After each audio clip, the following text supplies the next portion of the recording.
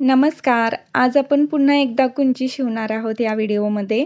तर मला कमेंट आली होती म्हणून मी पुन्हा एकदा शिवत आहे. तर हे बघा. तर हे फॅब्रिक घेतलेलं आहे मी. वरचं अस्तर आहे ते 7.5 बाय 8 इंच उंचीला आणि 7.5 रुंदीला असं घेतलेलं आहे. आणि हे वरचा फॅब्रिक तसाच क्रीम कलरचा कापून घेतलेला आहे. आणि हे 3 बाय 3 इंचाचे त्याला गोंडे लावायचे आहेत म्हणून मी छोटे छोटे तुकडे करून घेतलेले आहेत.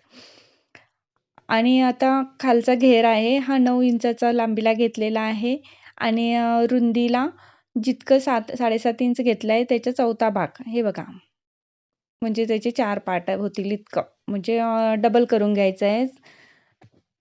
त्याच्यानंतर हे वरच्या भाग आधी आपण तयार करून घेणार आहोत.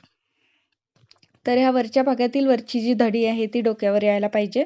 त्यासाठी आपण हे गोंडे आहेत ते पहिल्यांदा लावून घ्यायचे आहेत. आणि ही कुंची मी पूर्ण फिनिशिंग सकट दाखवणार आहे, त्यामुळे पूर्ण लक्ष देऊन बघा.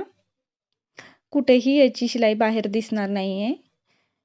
त्यासाठी आता हे गोंडे आहेत ते पहिल्यांदा बनवून घ्यायचे आहेत. ते पहिल्यांदा असे धडीच्या अर्ध्या भागापर्यंत मध्य काढून अर्ध्या भागापर्यंत वरच्या भागातील अर्ध्या भागापर्यंत जोडून घ्यायचे आहेत, जितके बसतील तेवढे.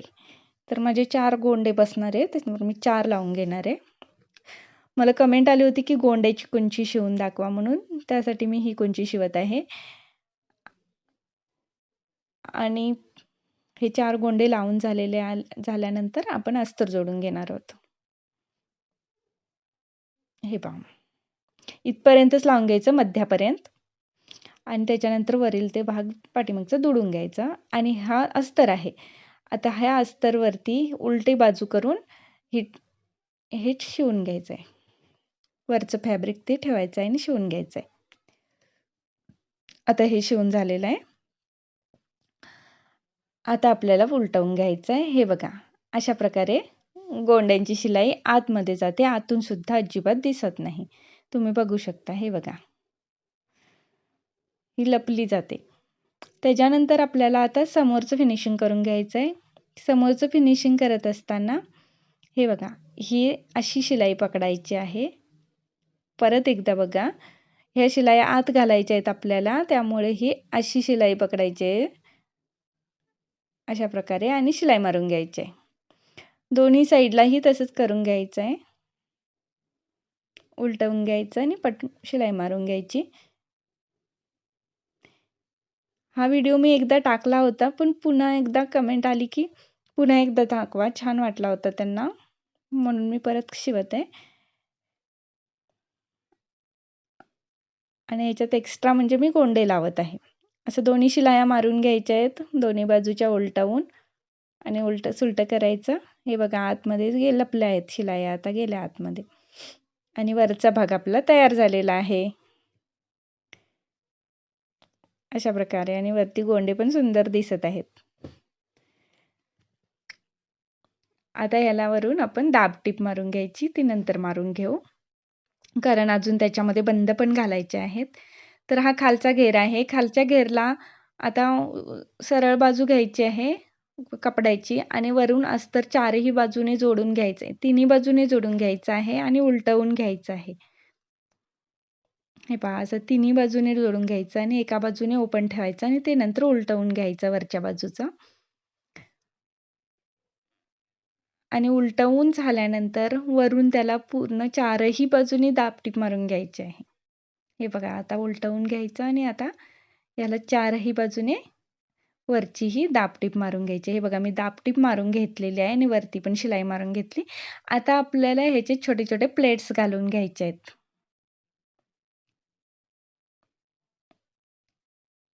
काळ कितीही बदलला तरी आजही लहान मुलांना या कुंची टोपी बांधल्या जातात, म्हणून मी पुन्हा एकदा ट्राय करत आहे. आणि माझा पहिला व्हिडिओ सगळ्यांना खूप आवडला म्हणून मी पुन्हा शिवत आहे. तर आता आपल्याला हे बंद शिवून घ्यायचे आहेत. 2 इंचाचं हे रुंदीला आणि लांबीला आपल्याला जितका लांब बंद आहे तितकं घ्यायचं आहे आणि त्याचीही नाडी बनवून घ्यायची. हे बंद मी आता आत घालणार आहे. तर वरच्या भागाचं थोडीशी शिलाई सोडून आता जराशी शिलाई सोडायची आणि तो बंद आत लपवायचा. म्हणजे आत घालायचं आहे आणि दाबटीप मारून घ्यायची आहे. मगाशी मी दाबटीप मारली नव्हती, ती आत्ता मारून घेत आहे. हे पहा. अशा प्रकारे आतमध्ये घालून लपवून घ्यायचं आहे बंद.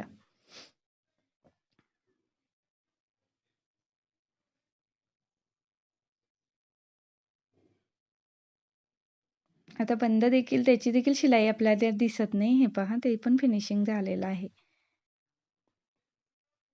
आणि आता ही खालचा घेर जोडून घ्यायचा आहे.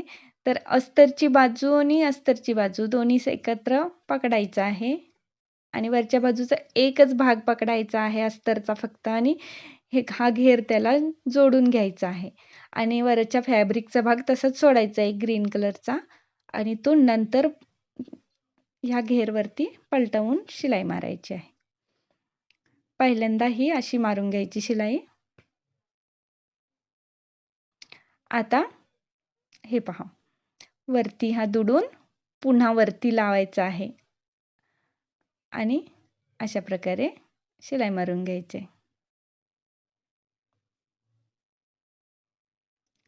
असं बारीक दुडायचं आहे. तर कापड कुठूनही बाहेर दिसत नाही आहे. पूर्ण शिलाया मारून झाल्यानंतर पूर्ण शिलाईच्या आतमध्ये तयार झालेली टोपी आहे ही कुंची टोपी.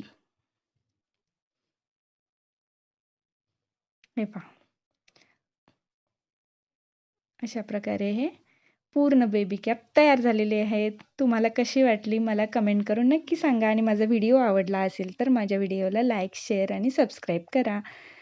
पुन्हा भेटूया दुसऱ्या व्हिडिओमध्ये. Thank you.